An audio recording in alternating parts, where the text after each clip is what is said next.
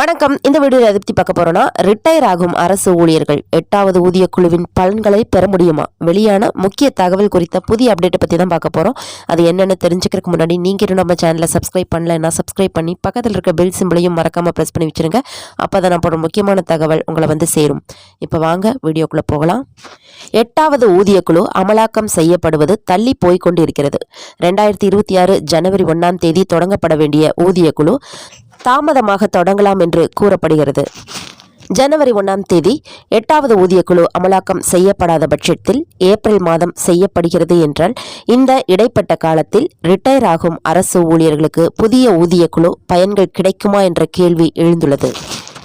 அதாவது ஜனவரிக்கு பின் 8வது ஊதிய குழு அமலாக்கம் செய்யப்படும் முன் ஓய்வு பெறுபவர்களுக்கு அதன் பலன்கள் கிடைக்குமா என்ற கேள்வி எழுந்துள்ளது. இது தொடர்பாக அரசு தரப்பு வட்டாரங்கள் வெளியிட்ட தகவலில், ஜனவரி 1ஆம் தேதிக்கு பின் ஓய்வு பெறக்கூடிய எல்லா ஊழியர்களும் 8வது ஊதிய குழுவின் கீழ்தான் பயன் பெறுவார்கள். 8வது ஊதிய குழுவின் கீழ் என்ன மாதிரியான பென்ஷன் திட்டங்கள், வசதிகள் இருக்கிறதோ அதன் அடிப்படையிலேயே அவர்களுக்கு பலன்கள் கிடைக்கும். புதிய விதிகள் அமலான பின் அந்த பலன்கள் அவர்களுக்கு கிடைக்கும் என்று அரசு தரப்பு தெரிவித்துள்ளது. இந்தியாவில் மத்திய அரசு ஊழியர்களுக்கு 8வது ஊதிய குழுவில் வழங்கப்படும் வீட்டு லோன் கடன் புதிய உயரத்தை அடையும் என்று எதிர்பார்க்கப்படுகிறது. தற்போது 7வது ஊதிய குழுவின் கீழ் 25 லட்சம் வரை 7.44% வட்டியில் வழங்கப்படுகிறது. இது 30 லட்சத்திற்கும் மேல் வீட்டுக்கடன் வழங்கப்படலாம்.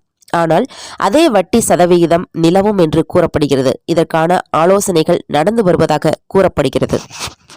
8வது ஊதிய குழு நியமனங்கள் தொடங்கிவிட்டன. 8வது ஊதிய குழுவில் ஆலோசகர்கள் உட்பட 42 காலியிடங்கள் மற்றும் தலைவர் பதவியை நிரப்புவதற்கான செயல்முறையை அரசாங்கம் தொடங்கியுள்ளது. இது அடுத்த மாத இறுதியில் அவர்களின் நியமனம் பற்றிய அறிவிப்பு வெளியாகும். சிலரின் நியமனம் தேர்வாகி முடிந்துவிட்டது. ஆனால் எல்லோரின் நியமனம் முடிந்த பின்பு அறிவிப்பு வெளியாகும். 8வது ஊதிய குழு காரணமாக அரசு ஊழியர்களின் சம்பளம் பல மடங்கு உயரும். எந்த அளவிற்கு அரசு ஊழியர்கள் சம்பளம் உயரும் என்று இங்கே பார்க்கலாம். அதேபோல் அரசு ஊழியர்கள் பல்வேறு வகையான விடுப்புகளை எடுக்க அனுமதிக்கப்படுவார்கள். அவற்றில் பெய்டு லீவ் எனப்படும் ஈட்டிய விடுப்பு, பாதி சம்பள விடுப்பு மற்றும் தற்செயல் விடுப்பு ஆகியவை அடங்கும். குறிப்பாக அவர்களுக்கு 30 நாட்கள் ஈட்டிய விடுப்பு, 20 நாட்கள் பாதி சம்பள விடுப்பு, இதை மருத்துவ விடுப்பாக மாற்றலாம், மற்றும் 8 நாட்கள் தற்செயல் விடுப்பு ஆகியவை வழங்கப்படும்.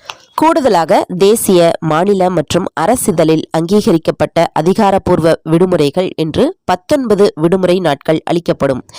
மேற்கண்ட விடுமுறை அமைப்பு 7வது ஊதிய குழுவில் அறிமுகம் செய்யப்பட்டது. இதில்தான் புதிய உயர்வு மேற்கொள்ளப்படும் என்று கூறப்படுகிறது. 8வது ஊதிய குழுவின் கீழ் பெய்டு லீவ் 35ஆக உயரும் என்று கூறப்பட்டுள்ளது. அதேபோல் பாதி சம்பள விடுப்பு 25 நாட்களாக உயரும் என்று கூறப்பட்டுள்ளது. தற்செயல் விடுப்பு 10ஆக அதிகரிக்கும் என்கிறார்கள். பல தனியார் நிறுவனங்கள் இந்த கொள்கையை பின்பற்றுவதால் அதே முறையை மத்திய அரசு கொண்டு வரலாம் என்கிறார்கள். 8வது ஊதிய குழுவில் பல்வேறு ஊழியர்கள் சங்கங்கள் வைத்த கோரிக்கைகளை மத்திய அரசு ஏற்கப் போவதாக செய்திகள் வருகின்றன. அதாவது 18 அம்ச கோரிக்கைகளை பல ஊதிய குழுக்கள் சமீபத்தில் வைத்தன. இந்த கோரிக்கைகளை அரசு ஏற்றுக்கொள்ளப் போவதாக செய்திகள் வருகின்றது. ஊழியர்களின் சம்பளம் 180 to 210% வரை உயரப்போகிறது. பென்ஷன் 100% உயரப்போகிறது. அகவிலைப்படி ஃபிட்மென்ட் காரணி 2.7% மேல் நிர்ணயிக்கப்படும். அரசு ஊழியர்களின் விடுமுறை தினங்கள், அதன் சலுகைகள் மாற்றப்படலாம். விடுப்பு காலத்திற்கான ஊதியத்தை கேஷ் செய்து கொள்ளும் விதிகள் மாற்றப்படலாம் என்று கூறப்படுகிறது. மேலும் இது போன்ற முக்கிய தகவல்களுக்கு நீங்க நம்ம சேனலை சப்ஸ்கிரைப் பண்ணலன்னா சப்ஸ்கிரைப் பண்ணி பக்கத்தில் இருக்க பெல் சிம்பிளையும் மறக்காம பிரஸ் பண்ணி வச்சிருங்க. அப்பதான் நான் போடுற முக்கியமான தகவல் உங்களை வந்து சேரும். நன்றி.